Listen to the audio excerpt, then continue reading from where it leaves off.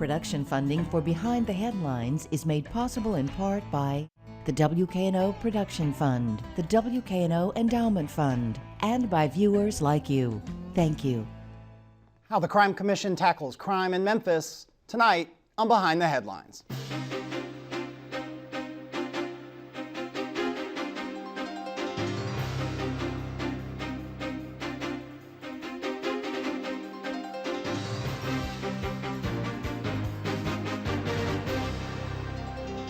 I'm Eric Barnes, publisher of the Memphis Daily News. Thanks for joining us.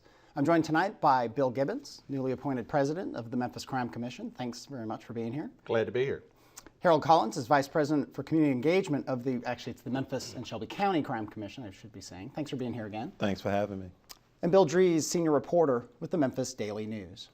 So you are newly appointed to this. You've been, in the spring, I think, that you joined the Crime Commission. Is that correct, Harold? That's correct. I'll go to Bill first. What is the Crime Commission for people who don't know? And we'll talk about Operation Safe Community, which we were talking before the show, admittedly get confused with the role of Operation Safe Community relative to the Crime Commission. But define the Crime Commission to people who aren't sure what it is. Sure. Well, the Crime Commission is a nonprofit corporation. We have a board of directors of 50 people. 25 of those individuals come from the public sector, 25 from the private sector. And on the board are some obvious key stakeholders in the fight against crime: the police director, the sheriff, the two mayors, the DA, the U.S. attorney. Private sector members make up various representatives of the business community. We have leaders in the faith community and so on who make up this 50-member board. But what we really do is work with key stakeholders across the community to identify things that we think will work in reducing crime in Memphis and Shelby County. We're doing that, have been doing that for the last 10 years under two 5-year plans called Operation Safe Community. The first plan was 2007 through 2011. Second plan was 2012 through this year. And we're in the process now of developing a third 5-year plan. Okay, and Harold, I guess you're familiar certainly with the Crime Commission from being on City Council and other work. You've been with the group for 6 months now? Yes. What does the Crime Commission do well? What are you hoping it will start to do differently and do better? Well, several things that we do well is bring all of these key stakeholders together at one time to talk specifically about crime in Memphis and what we can do as a commission. The second thing we do well is, with all those people together, is forge what I would say cooperation with other nonprofits across the city and county to bring about new ideas and new initiatives. And one in particular is our Family Safety Center, where domestic violence victims can go and get all of the services they need to help themselves deal with the challenges they face. Another one would be the drug court out of 2006 through 2007 through 2011. The Crime Commission saw that there was a need to get individuals help for their drug problems instead of putting them in jail in the revolving door system. And so through those particular efforts, we got legislation changed, we got funding in place, and now we see that those two particular entities are what we call models. And I would imagine that's when people hear about a group of 50 and they hear about people getting together and talking about crime, there's that question, well, we can all talk about it, but what can we get done? And is that something you see the Crime Commission doing? And how do you keep the group focused on actual tangible items, actionable items, versus just a whole lot of great ideas and good intentions? Well, Bill talked about the makeup of the board, and the person who literally chairs the Operation Safe Community is a public official. In this case, is our district attorney, Amy Wyrick. But prior to that, it was our former DA, Bill Gibbons, and that person leads the charge and keeps everybody in play to make sure that we're focusing on crime. And then collectively, the board of the body comes up with strategic ideas or initiatives that we can focus on throughout the plan to make it work. Okay, all right, Bill, Dries. So we started all of this in 2006, basically with a common set of crime statistics, property crimes, violent crimes, the two major categories there, and started tracking that. And it seems as if that's really been at the core of this. What exactly are the numbers? Where is the problem? Where are the spikes? Where are we going down? Well, very good question. And by the way, the Crime Commission actually goes back to 1996. And we were identifying best practices through the Crime Commission going back 20 years really. But it was in 2006 that we developed the first Operation Safe Community Plan. It's a very good question, Bill, and it's kind of interesting to see various crime trends in our community. 1996 was a bad year. If you look at the crime trends, crime was up a lot in 1996, and that's why the Crime Commission was created. Then it began to go down some, and then 2006 was also a terrible year, another one of those spikes in our crime. As a result of that, the Operation Safe Community Plan was developed. And it's really interesting, Bill, from 2011 from 2007 through 2011, that 5-year period, we had some dramatic reductions in our crime rate. Violent crime, for example, dropped about 24% during that 5-year period. And I think in part it's because of some very good actions as part of that first Operation Safe Community Plan. Data-driven policing, commonly called Blue Crush, was part of that. A crackdown on convicted felons in possession of firearms, using the old state nuisance law to close drug houses. A lot of good things were in that plan, and we had a very substantial reduction in our violent crime rate. Then we started the second Operation Safe Community Plan from 2012 up through this year. We have seen some of that progress erode, not all of it. We're still about 12 or 13% below where we were in 2006. So we're still better off than we were 10 years ago. But we have lost some of that ground that we gained. And there are a lot of reasons for that. Frankly, I think one reason, to be honest, is we have lost about 20% of our police department complement. That's a huge loss in the number of police officers, about 400 police officers. So it's tough to have a data-driven deployment of your police resources and be as effective as we were when those police resources have dropped 20%. I think you're going to see in this new plan a real emphasis on trying to build that complement back up. But that's kind of a 20-year history of kind of the trends and how they've gone up and down. Right. And a lot of things change in 20 years. As a public, are we different than we were in 2006 in our expectations of what policing looks like? Probably to some degree we are. And of course there's been a lot of talk about community and police relationships, and I think you're going to see us addressing that in this new plan as well.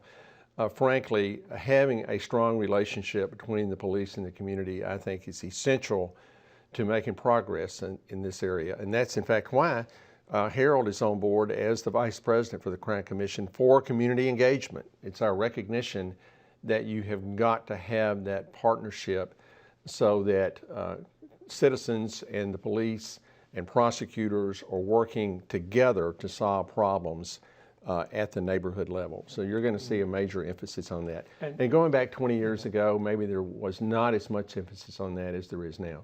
And you've started a series of town hall meetings at the various police precincts, and those are still underway. Absolutely. What are you hearing from people at those? Basically, we're hearing a common theme. One, they want better relationships with law enforcement. They want better relationships with their neighbors and their community.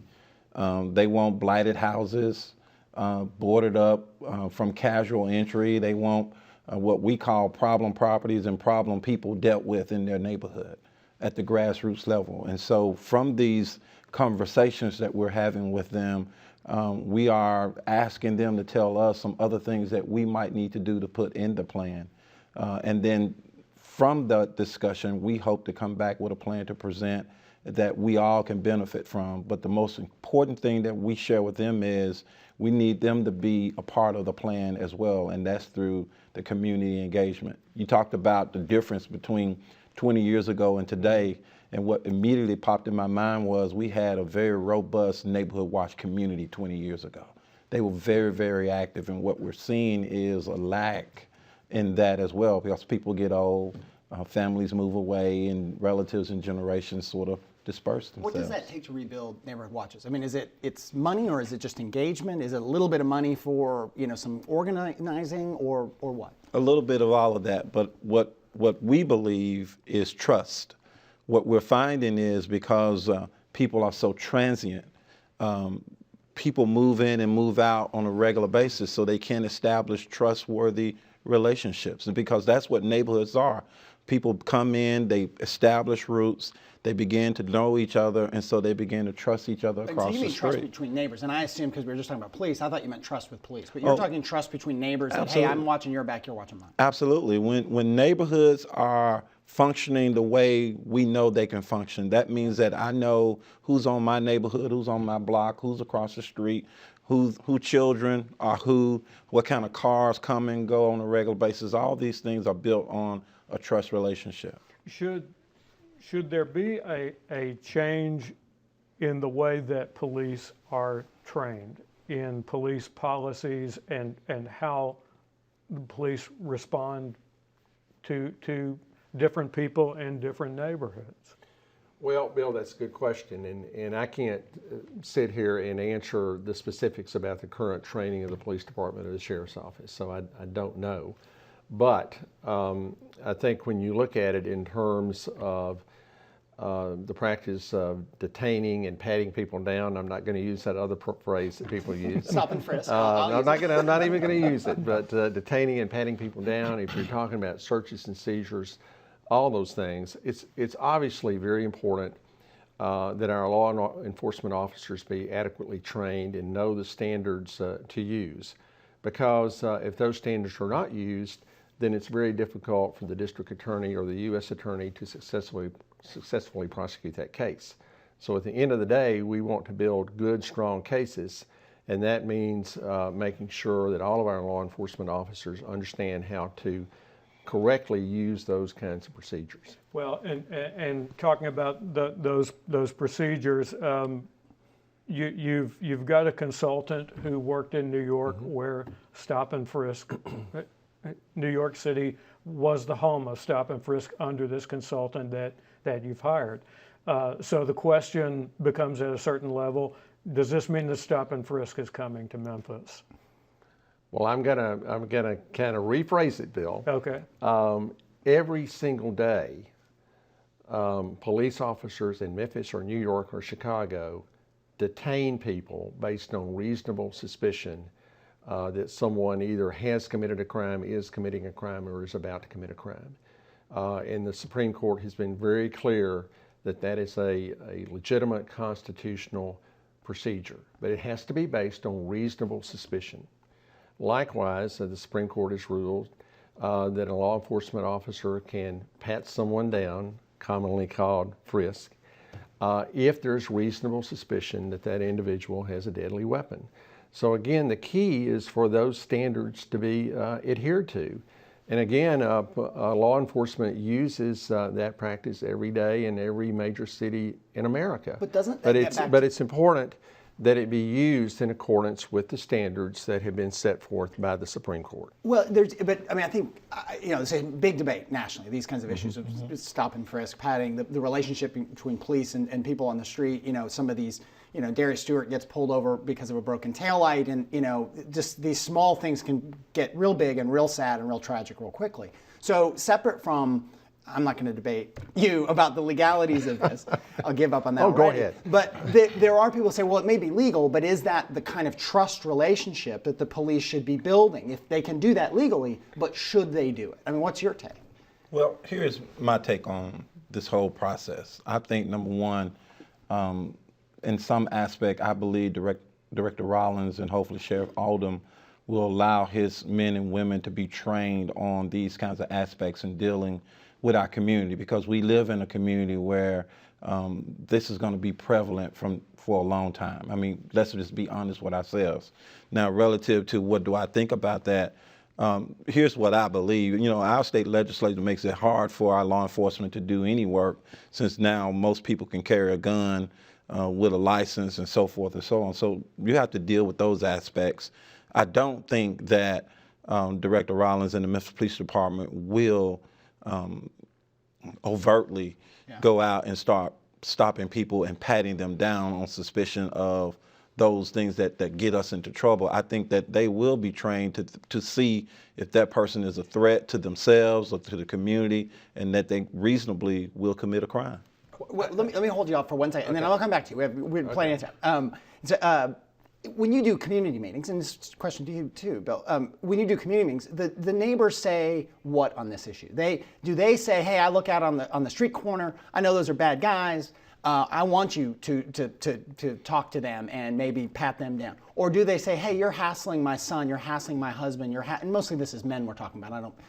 What is the community saying to you in these community meetings that Bill just mentioned? Number one, I think this probably came up at maybe one of our meetings, and the gentleman who asked it wanted a clear definition of between stop and frisk and what's legal and what's not legal. And it was explained to him specifically what can be done and what the law says. And after that explanation, he looked around at us and said, yeah, okay, I get it. And I cut you off. Go And, ahead. I know we need to move on to another no, topic, we have but this lots comes of time. up This is your first time on the show. every We have community 10 meeting more we have. minutes. This topic comes up. Plenty of time. But Plenty of obviously, in terms of legitimately using this as a law enforcement practice, law enforcement officers cannot simply go out and profile people and use this practice, whether it be based on race, age, or whatever. That would not be a legitimate use of this practice. It's got to be based on reasonable suspicion involving that individual. Okay. And again, police officers, it's their job to do that every day. So for example, and this is maybe a simplistic example, but I think everyone would agree with this. If there's a 911 call from someone saying my home has been burglarized and my television is missing, and the 911 call goes out and a police officer sees 3 guys walking down the sidewalk a block from that house, and the report was my television was stolen and there's 3 guys and one's carrying a television, then I think everyone would agree that there's reasonable suspicion to detain those 3 individuals under those circumstances. I don't think anybody would disagree with that. And do body, it's segue a little bit to body cameras, do body cameras make these sort of stops in a way better? Because they create an account, they create a record of what was behind and how that stop and detainment was handled versus the gray area of he said, she said, or he said, of I wasn't doing anything, I got pulled over, I was profiled. Do you think body cameras will help some of this? I don't know if body cameras will help because sometimes we miss a whole lot of detail that we think we see inside these cameras. Yeah. And so I'm not sure it will help. It'll give you maybe the 50,000 foot view, but down on the ground, I'm not sure that will help at all. And then we'll go to Bill Dries, but your take on the body cameras? Well, I think the verdict is still out on that. I think Harold's got a good point, but I think we'll see 5 years down the road as to whether body cameras were good or not. Yeah. I think there are arguments on both sides. I mean, certainly from an officer standpoint, there can be benefits to having a body camera. Right. But we'll have to see. The bigger issue that MPD's had to tangle with and other law enforcement agencies as well is the whole issue of storage and retrieval. Right. Yeah. It's very, very expensive. Yeah, absolutely. Bill, Do we have two policies though for handling the body cameras? One for the police department that is very complex, and one for the sheriff's department, which apparently has a different, much simpler system that does not involve some of the legal hoops to jump through that the police department does. And I don't know the procedures of MPD or the sheriff's office on this. I do know they're spending a lot of time on it. Actually, Harold and I are interacting a fair amount with MPD officers who are dealing with this. But I don't know the specific procedures that each law enforcement agency is using. But obviously, you've got to have an effective way of storing all of this data and an effective way of retrieving it. Yeah. Okay. Bill, you remained involved with Operation Safe Community when you were the State Commissioner of Safety and Homeland Security. So you've been with us over a pretty long arc. With this new position, you also have another position at the University of Memphis, which has created an institute that, to my eye, kind of formalizes the relationship that was already there with Dr. Janikowski, and who was a significant part of Blue Crush. Right. Well, it kind of does. I mean, what we thought was very, very important was to, under this new plan, to make sure that every part of the plan was very effectively evaluated to determine what's working, what's not working. If it's not working, Why? Is it because it's not been implemented effectively, or did we just miss the mark in terms of it being an effective step? What we're doing through the new Public Safety Institute at the University of Memphis is setting up an evaluation process to make sure that every part of this new plan is effectively evaluated. And bits and pieces of the prior plans were through Professor Janikowski, but we've never had a process in place to make sure that every single part of the plan is evaluated. And frankly, that was something that was very appealing to me in deciding to take this on. I was very impressed with Dr. Rudd at the University of Memphis and his team, and they really sold me on the idea of developing the Public Safety Institute at the University of Memphis to really initially focus on the Memphis community through Operation Safe Community, but also eventually be a national best practice research institute that can help communities across the nation. In terms of, you talk about best practices, and we talked a little bit before about sentencing reform and so on. And the last time you were on the show, Harold, with Reverend Norman, Josh Spickler from Just City, we talked a lot about that whole, and it was very eye-opening for me, and it's part of a national conversation, but it was just to have you and Reverend Norman and Josh talk about the way in which young, often African-American males get their first encounter with the justice system. They have maybe an expired license, maybe a tail light, the fees, $200-300 at a time. Any of us at the table, we get a $200 fee, that's terrible, but we just pay it. For a lot of kids, that's just not doable. And those pile up, and then they spend a day or 2 or 3 in jail. And you told that story really effectively. Does the Crime Commission have a role in looking at those minor offenses and changing the fees, the fines, the sentence? I mean, is that going to be part of what you guys can do? No, I don't think that the Crime Commission is going to be focusing on trying to change fees and fines. I'm not sure you're aware of this, but the state, through Senator Kelsey, had a public safety task force to look at all these kinds of things. Yeah. And I think they made a report to him, and hopefully he'll get this part through the legislative agenda. What we're going to be looking at through our plan is how we can reduce the number of repeat offenders who get released from jail or prison when they come back home, and how the Crime Commission can set up a strategy such that these individuals can get the counseling they need, the education they need, the transitional work that they need to sustain themselves and their families. That's kind of reform that we're going to focus on through our plan. Your take on this whole idea of, I don't want to come back to some of those ideas actually, but your take on this idea of reform of these quotes, some people call them petty offenses, small offenses, where again, often young African-American men, I mean, statistically, get tied up in the justice system on these small things. Right. They get exposed to other criminals, they get a record that then prevents them from getting jobs, and it's a downward spiral. Even if that's not the role of the Crime Commission, your take on it as a former DA and state head of... Yeah, a couple of points. And of course, I served as, I chaired Governor Haslam's Public Safety Subcabinet, and we spent a lot of time looking at these issues. So let me give you a twofold response. First of all, I think there's pretty widespread agreement that we've got to make smart use of our prison beds for the more serious violent crimes and create more alternatives for the less serious nonviolent crimes, so that we are making effective use of those prison beds, creating other good alternatives, whether it be intensive drug treatment or whatever it may be, for those other types of offenses. And I think there's a growing consensus on that. Number two, in terms of fines, we spent a lot of time in the governor's subcabinet talking about that, and it's kind of a mixed bag. On the one hand, in the vast majority of cases today, individuals are not being incarcerated. If you look at the 125,000 or so cases that the DA's office handles per year in Shelby County, less than 10% of those cases involve any incarceration. In the other cases, individuals are being placed on probation, and the only effective means of holding them accountable for what they did is payment of some fine. Right. That's it.